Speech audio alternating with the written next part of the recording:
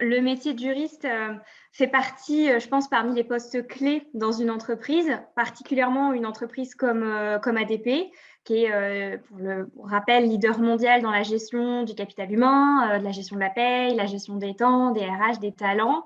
C'est quand même 3 millions de bulletins de paie chaque mois en France et qui doivent être justes. Et quand on parle de paye juste, eh bien, on pense tout de suite au suivi des évolutions légales. C'est absolument nécessaire dans notre métier pour assurer cette conformité auprès de nos 12 000 clients en France. Et on a cette responsabilité, voilà, que la paye soit conforme, donc d'accompagner nos clients avec vers l'appréhension, pour l'appréhension des différentes réformes sociales et pour la compréhension aussi de ces réformes, la lecture du bulletin et l'élaboration de ces bulletins. En fait, l'avocat exerce l'activité dite de conseil auprès des clients, alors que nous, en tant que juristes, nous faisons ce qu'on appelle de l'accompagnement juridique. Alors là, peut-être que la différence peut sembler un petit peu minime, mais en réalité, elle est primordiale parce que dans notre position de juriste, nous ne pouvons pas interpréter, par exemple, des accords collectifs des clients. On travaille principalement, nous, en droit du travail. La hiérarchie des normes en droit du travail est particulière. On a le code du travail, les conventions collectives et les accords, si on veut schématiser, les accords internes. On ne pourra pas, nous, aller interpréter en tant que juriste les dispositions, les conséquences d'un accord conclu en interne, tandis qu'un avocat pourra aller un petit peu plus loin, prendre parti, prendre position et conseiller son client par rapport à son contexte particulier. Si on prend un exemple, un petit peu grossier, mais pour illustrer, si une entreprise, par exemple, souhaite rompre le contrat de travail avec un collaborateur et l'employeur ne sait pas quel mode de rupture utiliser, nous, en tant que juriste, on pourra lui rappeler quels sont les modes de rupture et quelles sont les modalités légales d'utilisation, les procédures et les conséquences en paye, tandis que l'avocat pourra, lui, regarder le contexte avec le collaborateur et voir quel mode de rupture sera le plus adapté. Il y en a peut-être deux auxquelles je pense. La première, c'est que parfois, on a un petit peu le mauvais rôle. Alors, c'est surtout qu'on passe pour on a un métier qui est très rigoureux, forcément, parce qu'on a des règles, il faut les suivre, un cadre précis, juridique à suivre, et on se doit de rappeler ce cadre. Donc, on passe un petit peu pour les parties très rigoureuses, méticuleuses, et parfois, c'est un petit peu mal vu, je ne sais pas, mais en tout cas, on nous titille beaucoup là-dessus. Et puis, on pense aussi souvent que le métier de juriste suppose de connaître les codes et les articles du code par cœur. Et ça, c'est totalement faux. Alors évidemment, il faut avoir une idée de l'ordonnancement des articles, ce qu'ils recouvrent, leur contenu, comment est construit le code du travail. Mais heureusement, on ne doit pas connaître tous les articles par cœur. Sinon, on s'en sortirait pas, je crois bien.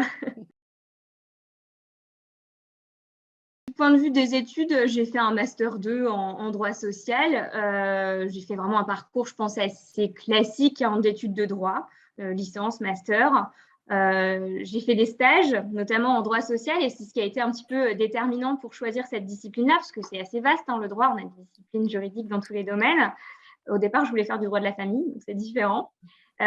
Plus personnellement, pendant toutes mes études, pendant les 5 ans, et c'est là, je pense que c'est un peu plus atypique, j'ai été embauchée en CDI à temps partiel. Donc, j'étais conseillère en vente, mais je travaillais tout le temps, pas seulement pendant les vacances.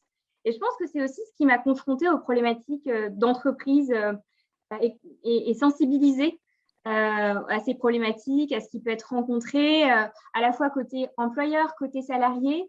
Et c'est ce qui m'a encore plus orientée vers le droit social, je pense. C'est que ça m'a confrontée, je pense, à la relation client aussi, l'importance de la relation client. Et en tout cas, ça a clairement aiguisé ce sens du relationnel, mon goût pour le métier de juriste, pour comprendre et mettre en pratique en fait ces principes que j'ai vus à la fac et les adapter après en entreprise. En fait, je pense que c'est surtout ça. De manière générale, il faut être curieux, évidemment un petit peu rigoureux, c'est nécessaire, mais avant tout avoir une grande capacité d'adaptation. Je vais prendre le droit social parce que c'est notre domaine, c'est mon domaine, c'est une discipline qui est en constante évolution et qui est transverse à d'autres matières. La paye, la sécurité sociale, la fiscalité, la mobilité à l'international, enfin, il y a beaucoup de choses qui recouvrent le droit du travail, la vie en entreprise en fait. C'est aussi dépendant de la politique sociale, économique, et donc c'est une matière qui évolue tout le temps. Donc, on l'a vu avec la crise sanitaire, on a eu beaucoup de sujets qui étaient mis en avant, forcément, on était d'autant plus sollicités et les réformes allaient encore plus vite que d'habitude. Donc, je pense qu'il faut avoir cette capacité à s'adapter et se dire qu'à un instant T, il y a une interprétation, une règle, une réforme qui existe et qui est construite d'une certaine manière et que le lendemain, plusieurs semaines ou l'année suivante, ça peut évoluer. Il ne faut pas être fermé à ça, il faut être en capacité de s'adapter et d'évoluer avec ces réformes. On a cette obligation de conformité dont je parlais au début, un engagement en termes de conformité légale, mais ça ne s'arrête pas seulement à notre équipe de veille légale en tant que juriste. On doit aussi typiquement, une fois qu'on a analysé ces évolutions légales et leurs impacts, eh bien, les mettre en place dans les systèmes de paye. Et c'est là où on va aussi nous travailler avec les équipes qu'on appelle chez nous de modélisation. On va aussi travailler avec les services clients pour connaître les interrogations des clients sur les réformes, sur les sujets, tous les sujets qui peuvent être traités en termes de paye, de droit social en général.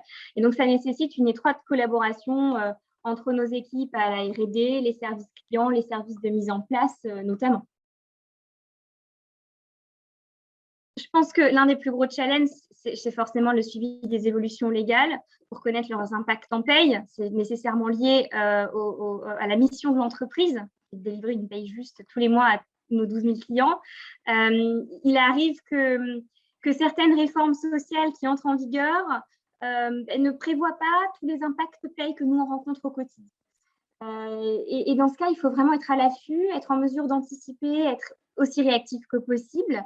Et d'ailleurs, on travaille en étroite collaboration avec les administrations, les organismes comme la DSS, la DGFiP, le GIP par exemple, pour échanger en amont un maximum sur ces réformes, nos questionnements, ceux de nos clients, et pour partager aussi voilà, toutes ces interrogations et ces échanges avec l'administration sont primordiaux. Voilà, ça concourt aussi à ce challenge tous les mois, on a cette saisonnalité de la paye, de remettre nos bulletins, nos 3 millions de bulletins à tous nos clients. Il y en a plusieurs. La première qu'on peut citer, il existe des passerelles professionnelles après plusieurs années d'exercice en tant que juriste vers le métier d'avocat, pour ceux qui le souhaitent. Et puis, en général, on démarre en tant que junior quand on a terminé nos études. Et au bout de quelques années d'expérience, on devient senior. Et puis, on peut tout à fait aussi s'orienter vers le management pour ceux que ça intéresse, un responsable juridique. On peut aussi changer de discipline juridique. Ça, c'est tout à fait possible. Par exemple, faire du droit social et puis s'orienter vers, je sais pas, du droit pénal, droit du sport, des affaires ou quelque chose qui est un petit peu plus d'actualité. Beaucoup de disciplines qui se développent, le droit du web, par exemple. Voilà. En fait, la construction d'un raisonnement juridique en tant que tel reste la même. Par contre, c'est sur le fond où il faut évidemment se former pour être en mesure d'appréhender une autre discipline juridique. Je ne sais pas pour tous les juristes en général. Moi, j'aime bien Engrenage, parce que ça montre évidemment le fonctionnement de la justice, de la police française. Donc, c'est pas mal. Est-ce que c'est juste? C'est une vision qui est plutôt juste de ce fonctionnement ou pas? Je pense que c'est assez juste. Ouais. Scénarisé, évidemment, mais je pense que c'est assez juste dans les grandes lignes.